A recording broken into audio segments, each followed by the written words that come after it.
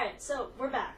As you can see, I've got two cameras rolling now, so the one that I'm facing, and you guys are also looking at my new point of view camera here, which is way too cool. So hopefully you will get a good sense of which way the peripheral now vision is used when we're in various musical situations, and as well as which way our heads focus and move, so you get the two perspectives. So first up, we're redoing the control videos. I'm going to pick something here for sight reading. I just need to double check what key I'm in before I actually start. That would help. So I'll just do a very small clip here, because any further than that, then copyright rules and all that. So just a small bit in the middle of a piece, so not enough to say that I'm taking it, but it's Box Genius, so I admit this is Box Genius. So here we go. I'll sight read 2 lines. And since I've got my single vision glasses, my single vision contacts, which I'm wearing now, and then the progressives, I am going to be performing in those kinds of, and playing and teaching in those, with those tools, or vision wears, so we will have to do videos for each of them. So bear with me. Okay, so once again, Bach. So 2 lines. Okay, what's that signature? There we go. So moving forward, no correcting. So I tell my students. Okay, so.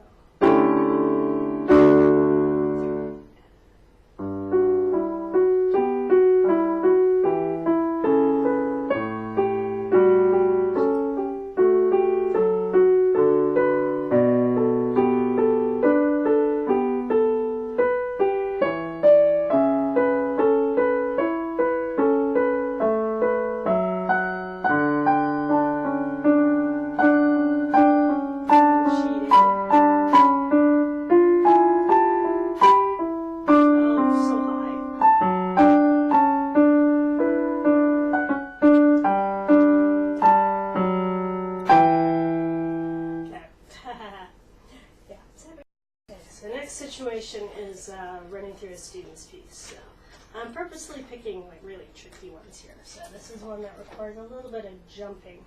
So just so that you can get a really good sense of how quickly our heads or eyes, our peripheral needs to move. This is a solo piano piece, so totally different from ensemble music. All right, so I'm checking my hand position because this goes crazy. And I don't own Defia. Defia is, great, genius. Okay. So also again, I'll just do a couple of lines. I am purposely again going to pick a couple of scary spots. Okay. So not the first line. Okay. So 1.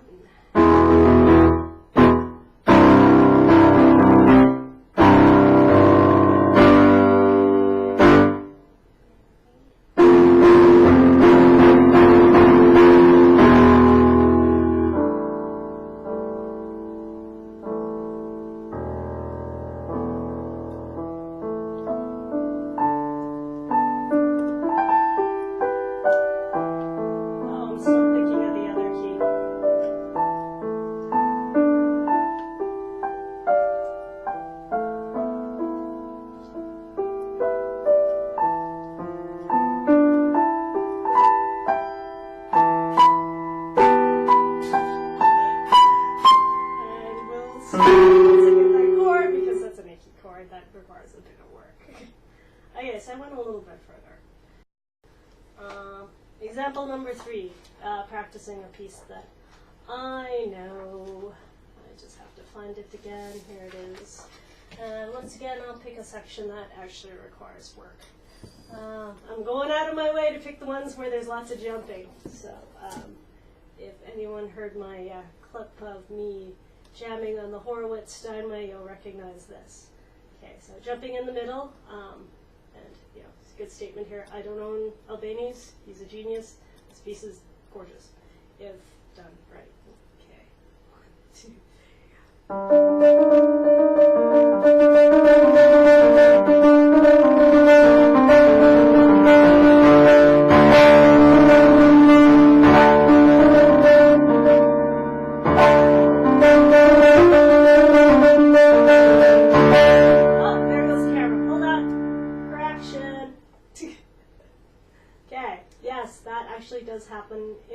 performance. In real life situations, we are supposed to do head bobs for body accents. Okay, we shall try that again. So, okay, and maybe I'll get a few more notes right. Let's see.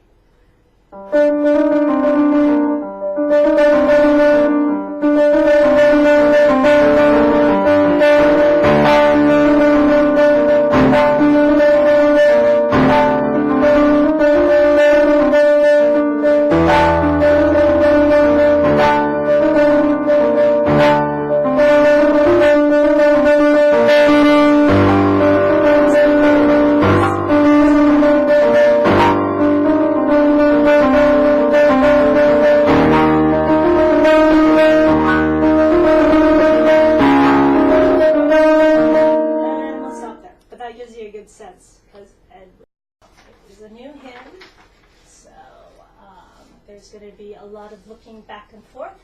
As I mentioned in the original control videos, when you're playing in an ensemble, especially if you are the piano accompanist or collaborative pianist is the new PC term, your eyes are all over the place. So you should know technically the music well enough that you don't have to look at your hands that much, or else be a good faker.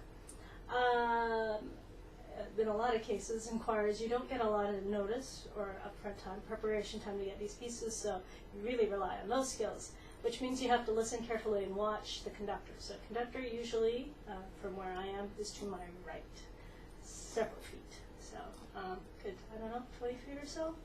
To my left is, because I play for a church choir, our priest, so I get cues sometimes from him.